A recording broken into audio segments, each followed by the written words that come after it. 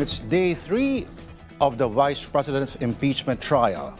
And it's the turn of the defense to grill the prosecution's first witness during cross-examination, and the prosecution's turn as well for an eye, an objection for an objection. And the impeachment court is set to hear oral arguments on the prosecution's bid to subpoena the sealed box containing the Vice President's tax records and her family's bank documents.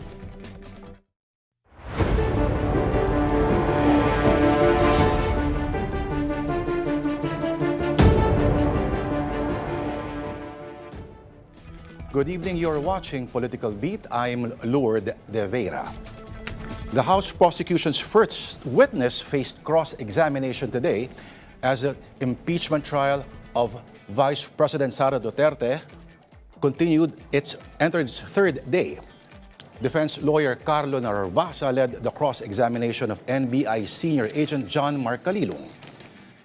The defense zeroed in on documents linked to a company called MaxScore Interventures, which Calilong identified as a forensic software provider that also provided him training. The witness was also questioned about the February 10 affidavit of investigation on the grave threats complaint against the Vice President.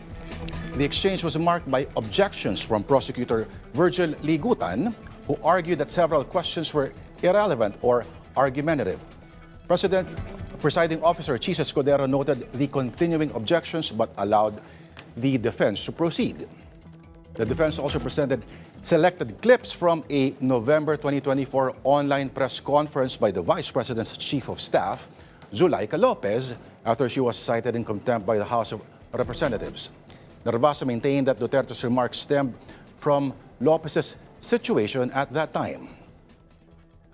After the cross-examination, Defense Counsel Mark Vinluan argued that the prosecution has presented no evidence that the Vice President did indeed seek the services of a contract killer or an assassin. He said that without evidence, her remarks cannot amount to an impeachable offense. And before adjourning, the impeachment court ordered Lopez to appear under subpoena next week. The trial is set to resume at 2 p.m. Monday, July 13.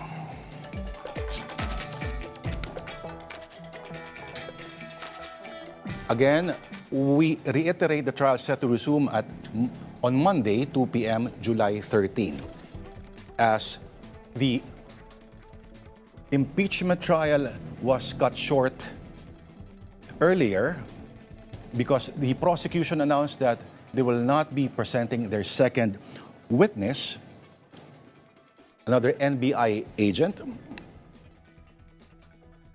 for the reasons were not provided. But anyway, it's set to resume on Monday, July 13. And the first 3 days is all the days provided by the calendar in terms of impeachment trials. So it's, as Attorney Reggie Tongol, the spokesperson of the impeachment trial, said, wished everyone enjoy the weekend. Well, that's for the senators, senator judges, and both parties, the prosecution and the defense, but the press, of course, will continue working. And the prosecution sought a 92-day trial schedule. There are 11 trial dates for the grave threats and alleged assassination plots. That is currently the one being presented now. 31 trial dates for misuse of confidential funds, unexplained wealth, 12 trial dates, and corruption allegations during her term as Department of Education Secretary. 8 trial dates. All right. Political Beat will be back after this really short break.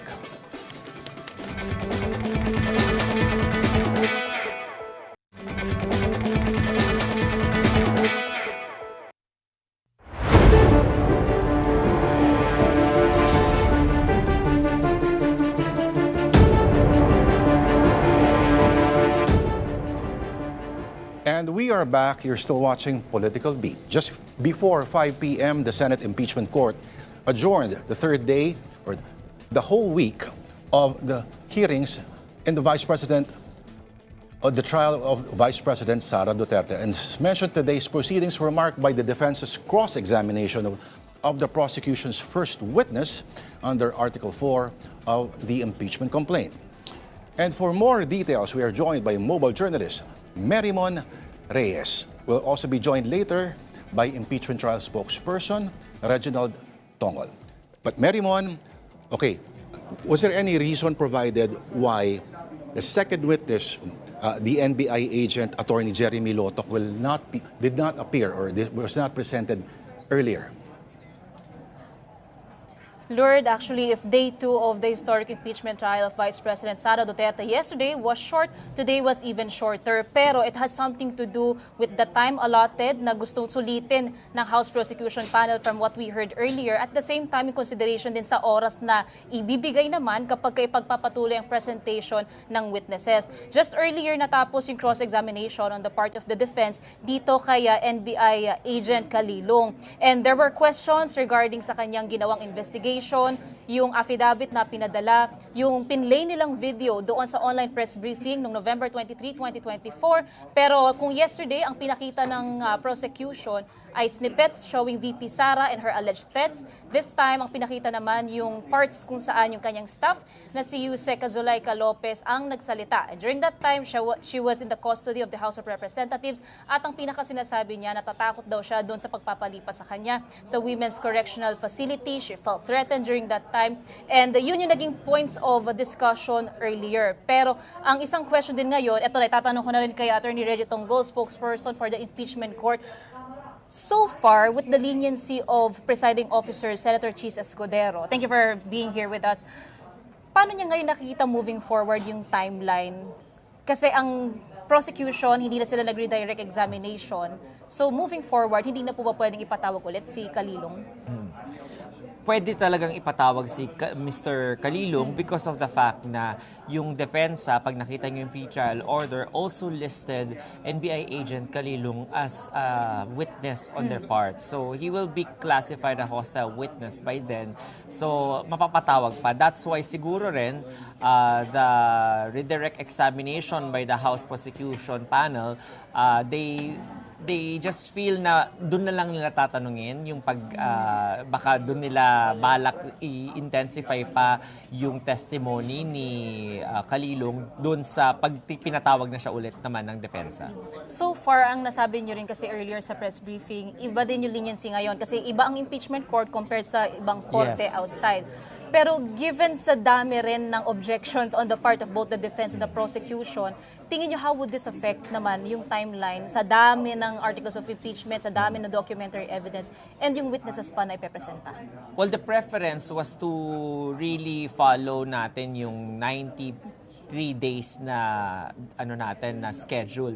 However, syempre depende yan case to case basis yan. Kung merong mga exigencies of the time or merong mga exceptional circumstances or meron naman din nakikita natin na talagang rason kung pwedeng i-delay, i-defer, then I think the presiding officer will do a balancing act of trying to accommodate everyone's request and at the same time be strict when it comes to the deadline. So yung pag-delay ng isang witness na to, sinabi naman kanina ni presiding officer na all of us are trying to navigate this the best way that we could. Actually, kung makikita mo sa floor nga, 'di ba, nag-request pa si Senator Judge Pia Cayetano na sana yung video mapanood nila sa harap nila na kasi nagkaka-stiff neck sila. Pero ang maganda dito nakita natin, Merimont, no, tsaka Lord, is that the senator judges are actively participating. And if we see it, in the first witness pa lang, they've asked several questions, clarificatory questions to the witness. Unang-una, nandyan yung on point yung inas ni Senator Judge Raffy Tulfo regarding the kung meron bang kapasidad at capability at expertise itong si NBI agent Calilong na malaman kung AI yung video o hindi, because I think that was one of the things na binabato din, no, tungkol do sa video na yon. So he was asking about that at saka kung alam niya ba kung malalaman niya ba kung AI yun o hindi. And then si Senator Judge Villanueva naman asked about how the NBI considered the statements to be a threat. Was it reported to the National Security Council? Sino ba yung mga tao na tinitrete na aabot sa punto na high-ranking official to na dapat maging involved yung National Security Council? So yung pag-iisip ng mga senator judges regarding the nuances of the testimony of the witness to test his credibility and also his testimony is very important as well to highlight, aside from the fact of the performance of the defense and the prosecution, because these judges will necessarily have to end up with all this evidence and facts na napakarami. Di ba? Umangal na nga si Senator Judge Alan Peter Cayetano na yung annexes, ganyang kakapal na binibigay sa kanila. So, lahat yung babasahin nila, i-absorb lahat nila yon. And for them to ask questions means that they are taking their duty very seriously. Hindi ito yung parang laro-laro lang on their part. Kasi kahit na hindi pa main act tong si NBI agent Kalilong, diba? Ordinary witness lang siya, the senator judges have done their homework. Alright, I'll be passing you na kay Lord. Lord. Right. Attorney Tongol, thank you for your time. No? Lord. I know it's been asked several times for the past several days regarding okay, the what some would call the premature termination, no, of the third day. Well, sinabi naman ng mga prosecutors na, well, we will be making use of the 11-day schedule provided to us. Pero on the part of the court ba, sir, meron ho bang, let's say, mga pwedeng gawing ibang mga impeachment-related na work na, let's say, maaring gawin kung may extra oras, like now? Halimbawa po, sir. Yan yung kanina sinabi ko sa press briefing ko, no, that the court will have to navigate this at yung 11 days na yun na ibinigay for Article 4, pag na-utilize nila yun, because the prosecution is given the large leeway on how they will be able to present their evidence.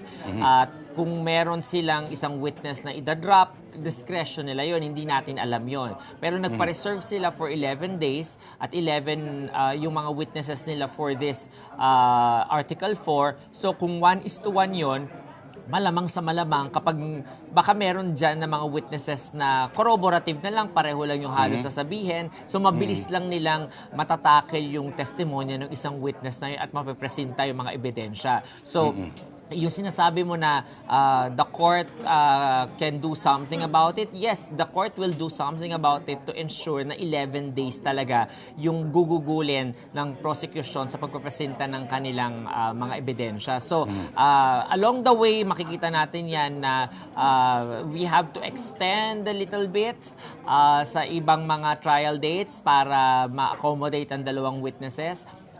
Pero for the meantime, for the first week, at least medyo we just get the hang of things first. And at the same time, hindi naman kasalanan din ng korte yun, no?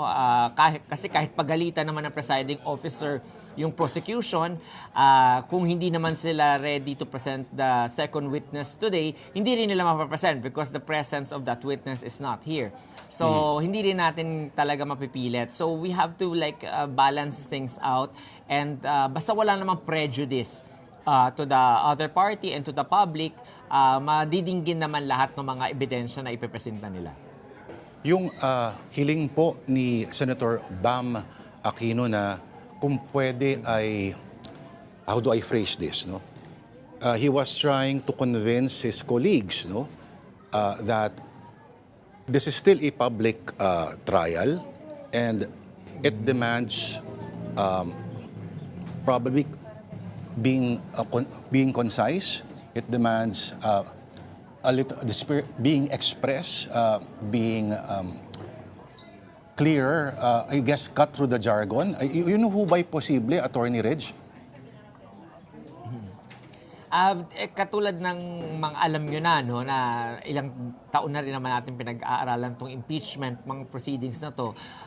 This is a sui generis proceeding. While it is a legal proceeding, it is also constitutional proceeding and a political proceeding. So, because of the very extraordinary nature of the proceedings, kailangan natin balansehin yung pangangailangan ng bawat aspeto. Kailangan natin balansehin na kailangan may mga legalities para yung karapatan ng nasasakdal, yung respondent, ay hindi naman mabaliwala. Kailangan natin din na isatisfy yung pangangailangan ng publiko na malaman yung mga nangyayari. So, kailangan din yung sinasabi ni Senator Judge Bamakino na medyo ibaba naman yung level ng pagtatanong na medyo maikli lang at huwag gaanong mahaba at tuloy-tuloy na parang parang sila na yung nagsasabi ng mga ebidensya doon sa floor. So, it's again, the presiding officer said it's a matter of style of how a person questions another. It's also a matter of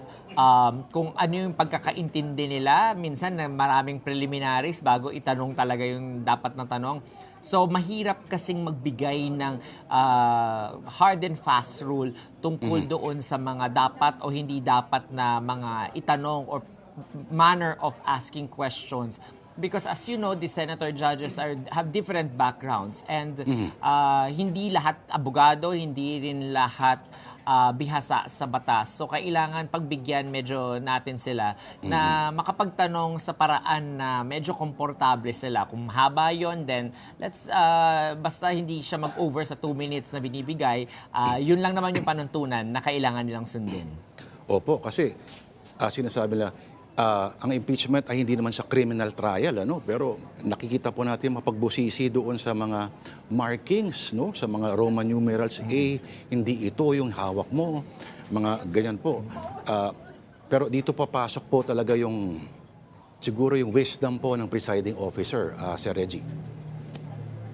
Tama ka dyan, no? Kaya yung pag-implement ng wisdom na yon has to come from different parts of his background. Kailangan isipin ng presiding officer yung anong nakalagay sa batas. Kailangan niyang isipin yung pangangailangan ng panahon na yon o nung kaso na yon. Kailangan niya rin isipin yung pangangailangan ng mga parties, pati ng mga senator judges. So lahat yun sabay-sabay in an instant he has to decide on. Kaya minsan makikita mo na talagang liberal siya kasi nga para mas maihayag ng bawat parties yung kanilang mga ebidensya sa publiko dahil hindi lamang naman tayo ginajudge ng mga senator judges no, yung kaso. Ginajudge din ng publiko yung kaso mismo, pati yung mga senator judges sinajudge din ng publiko because of the political nature of these proceedings. All right.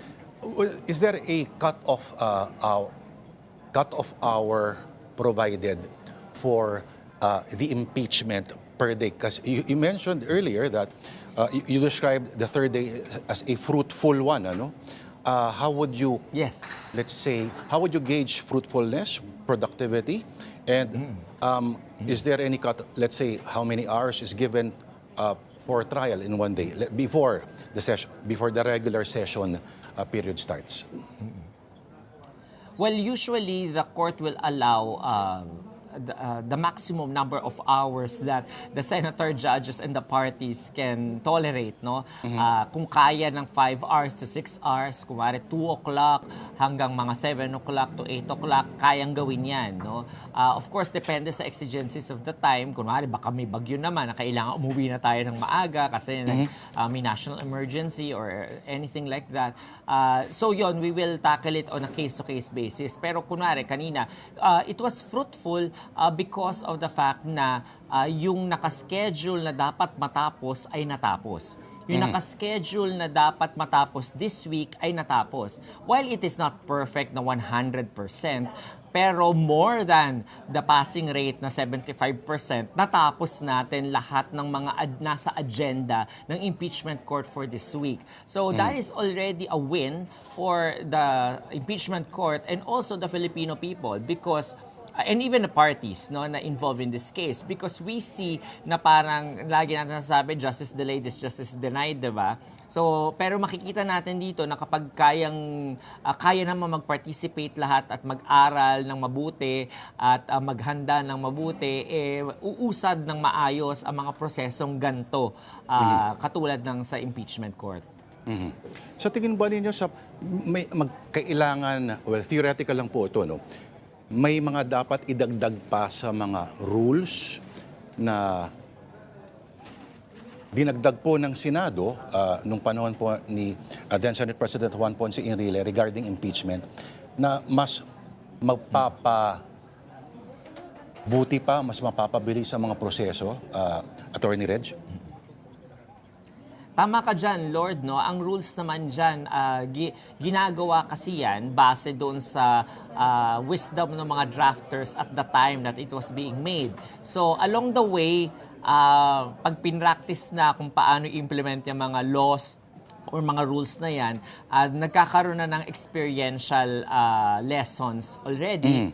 At doon sa mga nakaraang mga impeachment cases natin, I'm sure natutunan din nila yung mga experiences na yan, mga lessons na yan. And ngayon din, pag-uusapan yan ng mga senador na in times na walang impeachment, I think iisipin na talaga nila yan seriously na baka pwedeng amyendahan yung rules in a way na mas angkop dun sa ngayong panahon na to. Kasi that impeachment rules was passed since 2011, so medyo ang tagal-tagal na rin niya. Kaya kailangan na siya ng updating. Lalo na, halimbawa, yung mga videos on social media, no? May mga aangal kasi na parang yung tedium of trying to validate yung pagiging authentic ng isang video, which everybody saw, Attorney Reg, no? Everybody saw, and we're all on the headlines of the newspapers and websites. At pero of course, no, parang patunayan na ito ay inauthenticate at sabi ng iba, brilliant, okay daw strategy yun kasi hindi mo maki-question. Pero kumbaga sa panahon na ang social media ay parang sinag na ng araw, Attorney Reg, parang kailangan yata ng updating din sa ganong, halimbawa, example lang po yun, no? At yung halimbawa, yung insistence on playing the entire 2-hour video. Mga ganon po, Attorney Tongol. What do you think, sir? Yung ini-implement natin sa pag-authenticate and identify at pagmamark ng mga ganong mga electronic evidence, base yan doon sa suppletory application ng Electronic Evidence Act, law o rule ng Korte Suprema na sinusunod naming mga abogado sa ordinaryong mga korte. So, yun yung currently na rule dyan at yung pag-authenticate nun, yun yung tinatawag nating formalities of the law na kailangan step by step gawin yon para maisiguro na yung pinapanood ng korte at ng mga hukom ay talagang yun yung original na na-publish nung mga panahon na na-publish yun. So, it is quite tedious and boring, but it has to be done because yun yung nakasaad sa rules na formalities. Until such time siguro that we can find a better way to authenticate, baka doon kailangan amyendahan naman ng Korte Suprema yung rules na yon.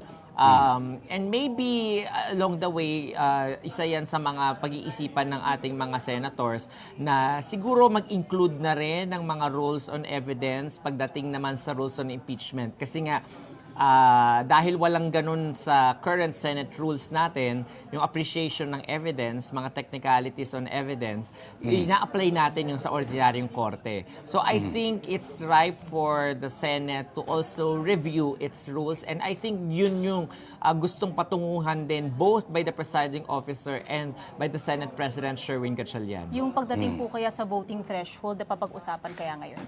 Hindi. Medyo klaro na yung Merrimont, no, yung voting threshold na yan, na 16. It was affirmed by the presiding officer and was not appealed by any member of the senator judges. So it stands. The ruling stands for the meantime.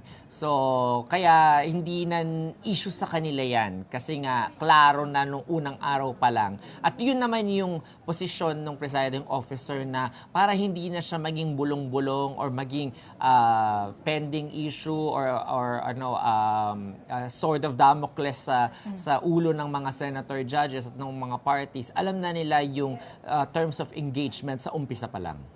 Pero Attorney Reg, yung kasi sinasabi, baka raw pwedeng pag-usapan siya during a session. Magsa-start ang regular session, hindi siya pwedeng mapag-usapan. Dapat i-challenge na lang po ba siya sa Supreme Court? I think it's not the plenary who will have to decide on that because that is a function of the impeachment court and it has already decided on that as an impeachment court. Ang siguro yung pag-uusapan sa plenary ay yung panukala ni Senator Judge Cayetano na mag-participate yung other senator judges na wala dito katulad ni Senator Judge Marcoleta at Senator Judge Estrada. So I think yun yung kailangan nilang pag-usapan sa plenary kapag nag-resume na yung session kung paano nila gagawin yon na para hingin yung permiso ng Sandigang Bayan na payagan yung ganon. Kung magkakasundo sila na ganon nga yung dapat gawin na payagan na mag-observe yung mga dalawang senator judge na nawawala. Pahabol pa ako, Attorney Reg. Kayo ba'y nakatingin din sa social media, sa mga pinopost ng mga tao, pati yung mga possible na pinopost sa mga senator judges? Siyempre, isa ako sa mga nagmo-monitor ng mga social media sentiments ng proceedings na to dahil ini-expect ko na sa mga journalists na katulad ninyo at ni Marymount ay marerevalida nyo ako at matatanong nyo ako sa mga ganong questions at kailangan kong maghanda para doon sa mga questions na yon bilang dati ring media practitioner na gawain ko rin yon. Of course. At syempre, 'di ba, pag sumalang kami dito, kailangan naming bigyan at gabayan ang publiko doon sa mga issues na currently ay namamayagpag sa social media. Kaya hindi tayo kailangan maging takip doon sa mga sentiments in social media. Even the senator judges, even as much as they want to be insulated from all the noise and the newspaper and the social media posts, sila rin nagmamasid-masid din sila. And that is why this process of impeachment is considered to be political and not merely legal. Because unlike in an ordinary court na insulated, na bawal silang tumingin sa mga ganon, ito kasi political animal sa mga senador natin. And the framers of the 1987 Constitution decided na ilagay talaga sa mga senador itong kapangyarihan na to. Dahil sila yung makakapagtanggal din sa kapwa nila political person o official na binoto rin ng sambayanan. So, kaya ganun yung dynamics in a democratic Attorney, society. pwede ba silang and humirit institution. or covered rin sila ng sub judice? Humirat ng ano? Pwede sila magkomento on, let's say, certain Sa issues social media. ongoing. Opo. Well, katulad ng sinabi ng presiding officer sa kanyang opening statement, no, all the senator judges and even the participants, the councils and the parties themselves are covered by Rule 18 by the Senate impeachment rules, which actually prevents them from speaking about any of the merits ng kaso. So, I think ayaw rin nilang makitaan sila na bias or prejudice sila because alam naman natin no, na very divisive itong issue na to at ayaw natin na makompromiso yung proseso ng korte na questionin, na sasabihin nila, bias naman yung mga hukom na yan, wag natin sundin yung desisyon na yan. Ayaw natin mangyari yon because kawawa naman yung bansa natin. So, I think the senator judges are mature enough and our democracy is mature enough to already know how to govern themselves accordingly. Kung ano yung paborito mong meme so far na nakita from the trial, Attorney Reggie, itatanong ko na lang kay Marymount Reyes mamaya pag off-cam. But on that note, I think yung meme salamat. nung sayo Lord, yung meme nung sayo ang nakita ko. Si Marymount kasi talaga nagpapatanong noon yung number of drinks. But on that note, Attorney Reg, cheers. I still lang po to. Thank you very much for your time. Impeachment trial spokesperson, Attorney Reginald Tongol, and our mojo, Merimon Reyes. Thank you, Merimon. And Political Beat will be back after this really quick break.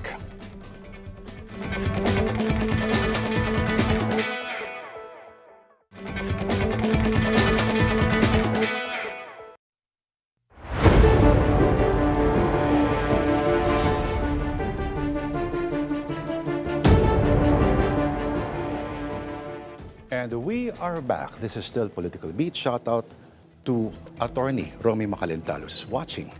The first week of Vice President Sara Duterte's impeachment trial is done. Just one whole week. But how did the lawyers or the counsel fare from the senator judges, how they ask questions, and both sides of or the prosecution and the defense, and how did they score many political points? Well, aside from the legal ones, but this, in terms of perception from the public, we will be asking our guest tonight, political scientist Professor Dennis Coronacion. Sir, magandang gabi. Great to see you again, sir. Magandang gabi, Sir Lord. Magandang gabi rin sa inyong mga taga-subaybay. All right. Si Professor Coronacion is the chair of the UST Political Science Department. All right, sir. Kung i-gauge natin, i-measure natin kung paano ang performance o may nakumbinsi pa, who gave the more convincing arguments ba? Is it the prosecution or the defense, Professor Coronacion? Well, I think ang pagbabasehan natin itong nakaraang dalawang araw, dalawang magkasunod na araw. Yung unang araw, yung pagpepresenta ng, I think that was yesterday, yung pagpepresenta doon sa NBI agent na nag-authenticate nitong videos ni Vice President Sara Duterte. And then ngayong araw na to yung pagpapatuloy. Pero this time, I think the opportunity was given to the defense panel. So na cross-examine yung yung witness ng prosecution. Now, kung sa kahapon I think maganda naman yung pagkapresenta kay NBI agent Kalilong ng prosecution, because he was able to establish na yung mga videos na yon ni Vice President ay legit after an investigation conducted by the NBI and together with the DOJ. Pero ngayong araw na to, dahil turn naman ng defense to cross-examine the witness, the prosecution witness, mukhang nakapuntos naman sila, kasi I think ang tinarget nila ng defense ay ma-impeach yung itong witness na to by going after his credibility. Oo.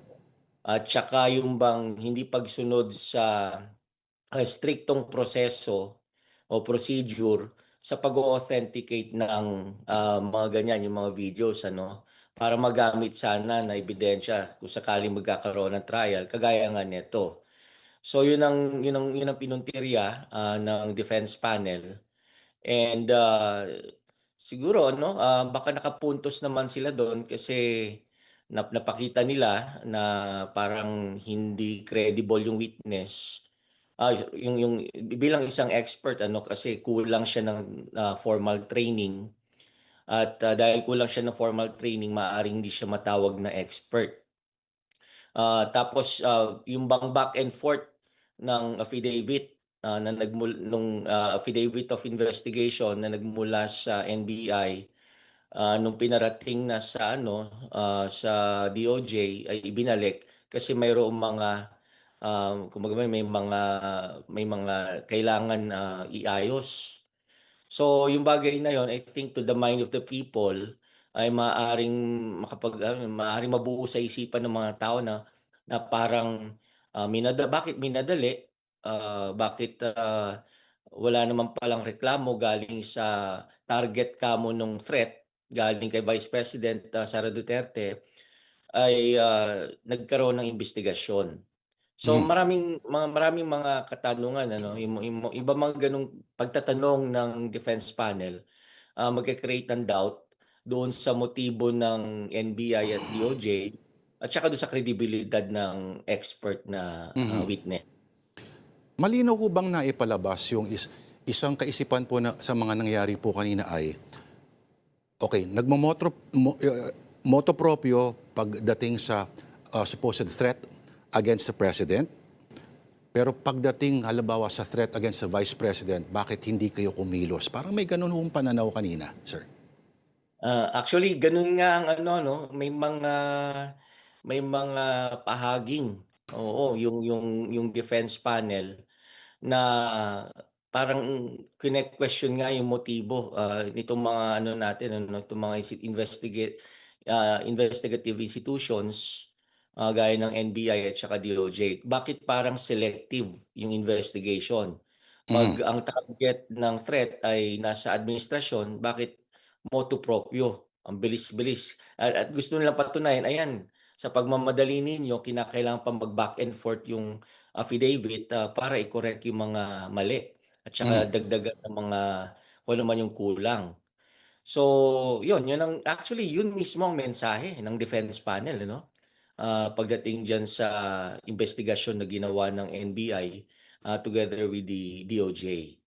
Ang pinangangambahan ng iba, Professor Coronacion, ay pagdating sa mga usapin na kailangan ng, at least dito, sa quote-unquote, may konti pang visual element, no? Medyo sexy pa kasi may pinapanood ng mga clips pa ulit-ulit. Pagdating sa usapin ng mga bank statements sa puro gubat ng mga numero ang makikita dito at very technical ang pagsisiyasat sa mga numero at sa mga ledgers, no? Ang paboritong term nga, voluminous documents, number of documents. Paano kaya masusustain? Kasi let's say, kung yung argumento pa lang in the past 2 days, yung mga markings about Roman numerals and letterings, medyo nag-out of body experience na ang maraming mga nakatutok. Paano pa kaya itong mga susunod, sir? Yeah, Na walang video? tama yung punto mo, no, Sir Lord. Mahirap ma-sustain yung attention ng publiko pagdating dito sa impeachment trial. Tama ka, umpisa pa lang parang challenging na tumutok yung publiko dahil nga sa dami ng mga objections. Tapos yung bang yung mga objections nakabase naman doon sa paggigiit na dapat stricto yung pag-enforce ng rules of evidence. What more kapag nandun na tayo sa mas mas boring at tingin ko hindi palatable doon sa sa panlasa ng publiko na makakakita na sila ng mga bank documents containing amounts o numbers. So yan I think sa yan ang una makapag-kumbinse sa publiko na maglipat na ng channel o ng radio station. O kaya manood na lang ng manood na lang sa social media ng mga videos na mas entertaining compared to this one. Ganyan talaga ang nature ng trial eh. Kahit hindi impeachment trial, Sir Lord, kasi nakapanood na rin ako ng mga court trials. Talaga namang mabusisi na parang doon nauubos yung oras. Tapos kapag hindi ka naman abogado, isipin mo ano bang relevance nitong pagiging mabusisi pagdating halimbawa sa pagmamarka ng mga ebidensya, pagtatanong sa mga testigo, baka antukin yung karamihan ng mga nanonood. Dapat magkaroon ng drinking game. Every time may mag-o-object, may isang magsashot ng tequila. Parang ganyan, Professor Coronacion. Anyway, you spoke of social media. Wala pang, may social media na naman ng panahon ng corona impeachment. Pero gaano kaiba ito ngayon, lalo na may mga trolls na kasama, let's say, tragically, sa national conversation. Sa napapansin mo ba so far, paano mo nag-gauge itong reaksyon ng mga tao? Well, tama kayo. Nung panahon ng impeachment ni Chief Justice Renato Corona, hindi pa naman, I don't know kung may ganyan na karami ng mga trolls, ano, at kung may trolls na rin. Pero sa panahon ngayon, sobrang dami nila at sila yung nagdo-dominate ng mga public discourse sa social media, no?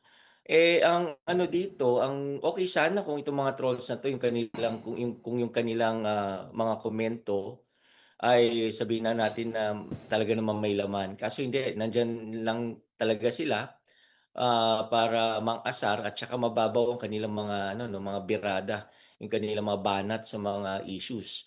Ang kasamaan lang no'n is that, kahit gano'n pa may nature ng kanilang mga komento, marami silang nakukumbinsi. Maraming Mhm. naniniwala sa kanila. Correct. So, yun ang pangit ano sa ating ano, kasalukuyang public discourse, na ang nagdo-dominate, nagdidikta, kung ano dapat yung maging, opinyon, ng karamihan ay nakabase sa mga ganitong trolls. Example, halimbawa, yung mga makikita mo sa YouTube na Cayetano, dinurog ang argumento ng ganyan or parang binara, yung mga ganong very forcefully titled clips. Pero ano ang sentimiento ng mga estudyante ninyo dyan? Halimbawa, ang mga political science students sa inyong departamento, Professor Dennis.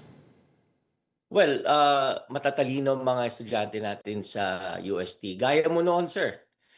Nung ikaw ay estudyante pa sa UST, matatalino rin ang mga kasalukuyang henerasyon na mga lalo na sa AB ano. Hindi agad-agad naniniwala ang mga 'yan sa mga yung mga ganyan sinasabi mong content sa social media. Kasi sinanay natin sila sa pananaliksik o research. Dahilan upang hindi agad sila maniwala at tingnan nila mabuti kung tama ang mga inihahayag ng mga ano na 'to 'no, ng mga troll accounts na 'to. Mhm. Mhm. Pero sentimiento po nila sa impeachment in general. At ano ang mga political leanings sa mga estudyante mo, sir? I'm sure Well, marami wala sa pa mga pamilya nila, no? Marami sa mga pamilya nila ay of a certain political persuasion, lalo na yung mga ama. well, ang kagandahan sa henerasyon na 'to 'no, hindi sila, sila ay very articulate and independent-minded. Tingin ko hindi sila nasi-sway ng ano, naimpluwensyahan ng mga opinyon ng kanilang mga magulang. In fact, napatunayan na nila 'yan sa pagkarami-raming issues mapa-national man o yung issue man ay may kinalaman sa UST lang. Makikita natin na sila ay progressive-minded and very idealistic. Although wala pa naman naisagawang survey ano, ang UST, ah, o kaya varsitarian upang sukatin yung sentimiento at malaman yung opinyon ng mga estudyante natin. Pero dun sa mga estudyante ko sa klase namin, makikita natin na ano 'no, sila ay progressive minded at saka sobrang idealistic. Mhm. Alright. Sa tingin mo, sino so far sa mga, una sa lahat, ano ang assessment mo sa pag-preside ni Senator Chis Escudero? Well, nung una parang against ako dun, eh. Oo, standpoint ko ay nanggagaling, sa ano 'no, bilang isang political analyst. Parang ang tinitingnan ko kasi, nung nagkaroon siya ng meron siyang baggage, dahil dun sa ginawa niya nung nakaraang impeachment trial last year at saka implicated siya dito sa flood control mess, sa Mhm. Bulacan. So I was thinking na baka hindi maganda 'yun, makasira 'yun, sa kredibilidad niya bilang isang presiding officer, sa impeachment trial. Pero, dahan-dahan naman pinapakita ni Senator Chis Escudero na effective siya sa pag-handle at traffic pagma-manage ng traffic dito sa Mhm. impeachment trial. Mhm. Oo, maganda yung kanyang mga rulings. I think fair naman siya sa kaniyang pagde-decide, pagdating sa mga objections, at saka yung sa sasabi. Hindi naman sermon ano, kundi ah, pinapaalalahanan niya yung mga kasama niyang senator judges na maghunos dili. sa pagbibigay ng mga factual, yung mga legal conclusions. Conclusions. Pati yung Oo. mga counsel din na sumisimpleng. Ano yung dating nung pagdalaw kahapon ni Vice President Sara Duterte to confer with her legal team? Well, it was clearly a political move on the part of the Vice President. Wala itong legal value. Tingin ko ano lang to eh. Kumbaga man palabas on the part of the Vice President upang number one, pasinungalingan, yung bang tendency ng mga Pilipino na kapag ang akusado ay hindi uma-attend sa trial, ang iisipin, kaya hindi uma-attend kasi mukhang guilty. Mhm. Baka may tinatago. Mhm. So, gusto ko pakita na hindi siya nagtatago. Kaya nga lang, medyo number two, nabitin naman siya sa aspeto na yon, yung Mhm. kanyang katapangan. In fact, nag-quote pa nga siya, no, para ipakita na matapang siya. Meron siyang kinote galing sa isang tula, no, na Invictus. Mhm. Ah, Nabitin lang eh kasi sana tinuloy-tuloy niya na umattend na siya nung nag-umpisa na itong pagdinig nung hapon. Eh bakit siya umalis agad? So parang na-defeat yung kanyang purpose. Parang Ang ang hirit ng purpose ang isang prosecutor ay maghanda raw para sa convictus at hindi invictus. pwede. Si Kong Convictus, Terry Redon ng Bicol Saro Party List ang may hirit nun. Ano? very Okay, creative. so kayo ay nagkaroon ng yung first day, meron kayong coverage along with kasamahan mo rin dati sa Political Science Department na nagtaksil at lumipat sa ibang eskwelahan. Hello, Prof. Eric De Torres. Hindi, joke lang. Ano ang sinabi, I think ang punto ng inyong conference ay itong mga proceedings na to, paano nila marireshape yung political landscape come 2028? Oh yes, oo, talaga namang maapektuhan yung political landscape pagdating ng 2028. Kasi lahat itong Senate impeachment trial against the Vice President ay parte nung yung mga preparasyon para sa darating na eleksyon sa 2028. Just imagine kung mako-convict dito si Vice President Sara Duterte na isang frontrunner among the potential presidential candidates. So mahirap siyang sa mga surveys lumalabas na siya pinakamalakas na magiging kandidato bilang sa pagkapangulo, no? Kapag siya ay na-convict at bawal na siyang mag-hold ng public office, eh ang matutuwa yung mga kalaban niya, yung mga nagnanais tumakbo, no, sa pagkapangulo. Kasi somehow male-level yung playing field pag natanggal na yung front runner. So, posible nang Pero manalo di yung ba mga. magiging magkakaroon ng halo of martyrdom ang magiging dulot niyan? Depende kung paano nila patatakbuhin yung kanilang naratibo, no? Kasi sa ngayon, yan na nga yung kanilang naratibo na sila nga ay biktima ng administrasyon dahil ginagamit nito ang kapangyarihan, ang state machinery upang sila gipitin. Matagal na yung yung naratibo nila na yan. At tingin ko na-gain ng traction yan nung 2025 midterm elections kasi naniwala sa kanila sa kanilang mensahe yung lalo yung publiko, no, lalo na yung mga Duterte supporters. So ang inaasahan lang nila nung una baka dalawang pro Duterte senatorial candidates ang mananalo pero naging 5. So electoral victory yung para sa kanila. Tingin ko susubukan na naman nila na gamitin yung ganitong naratibo lalo pat merong ganitong impeachment trial na ongoing na uh, to turn it to their political advantage. But it has yet to be seen, Sir Lord, hindi pa Opo. natin masasabi kung for the second time, mag-work ba ito. Meron pa tayong 90 more days to go, I think. Pero mahaba-haba pang mga daan ito. Pero on that note, nagpapasalamat kami. I'm sure we will talk to you again the next few weeks. Professor Dennis Coronacion ng UST Department of Political Science. Thank you, sir. Anytime po. And Political Beat will be right back after this extremely quick break.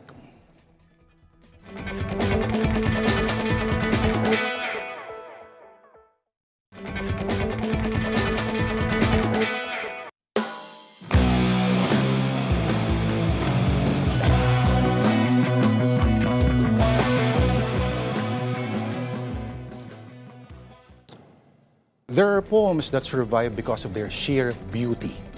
Then there are poems that survive because they are quoted by powerful people. But few verses have enjoyed both fates as thoroughly as Invictus. Written in 1875 by the English poet, editor, and critic William Ernest Henley, who at age 12 was diagnosed with tubercular arthritis that later required the amputation of a leg. But Henley did not write Invictus from a throne, but from a hospital bed. It was not a victory speech. It is about refusal to surrender to suffering and despair. Later, it found new life among soldiers, cancer patients, and prisoners. Most famously, Nelson Mandela, who drew strength from its quiet insistence that dignity survives even in the absence of freedom. Invictus is, at heart, the literature of endurance, not of power. It was never a manifesto of domination. And there's a reason why it is paraphrased by Winston Churchill in a 1941 speech to shore up British morale during the worst chapter of the German Blitz. Myanmar's longest-held political prisoner, U Win Tin, drew strength from Invictus to survive brutally long periods of interrogation. The poem's cultural endurance is remarkable precisely because it has belonged to the underdog. The Latin word invictus literally means the unvanquished. A late Roman Empire cult, actually revived by the Emperor Aurelian, promoted Sol Invictus, the unconquered sun, as its official god. Some scholars believe that its December 25 feast day may have something to do with the Western world's Christmas Day celebration. But enough of the nerdiness. We digress. It should be noted, though, that there's also a reason why an athletic event for injured and wounded military servicemen is called the Invictus Games. Of course, in politics, there's virtue in appearing embattled and oppressed, because as in cinema, audiences tend to cheer for the bullied and not the bully, because there's no drama nor poetry in absolute dominance. There's that famous quote about the devil citing scripture for his purpose. But what of the tyrant invoking Invictus even if fractured and misremembered? The one who demands a bloodbath, recalling only the more violent parts of the verse, like bludgeoning and bloody. It is like a death metal band cherry-picking from the more gruesome parts of prayers of the Rosary. Given this view, where others see valid criticism, every strong man senses persecution. Read that way, Invictus ceases to be a poem about mastering oneself and becomes a perverted martial anthem about mastery over the thoughts and the destinies of everyone else. It takes on an even more sinister face when you consider these facts. Invictus was the final written statement of Timothy McVeigh, the perpetrator of the 1995 Oklahoma City bombing that left 165 dead, just before his execution in June 2001. In 2019, 51 people were killed and 89 injured in the mass shooting in two mosques in Christchurch, New Zealand.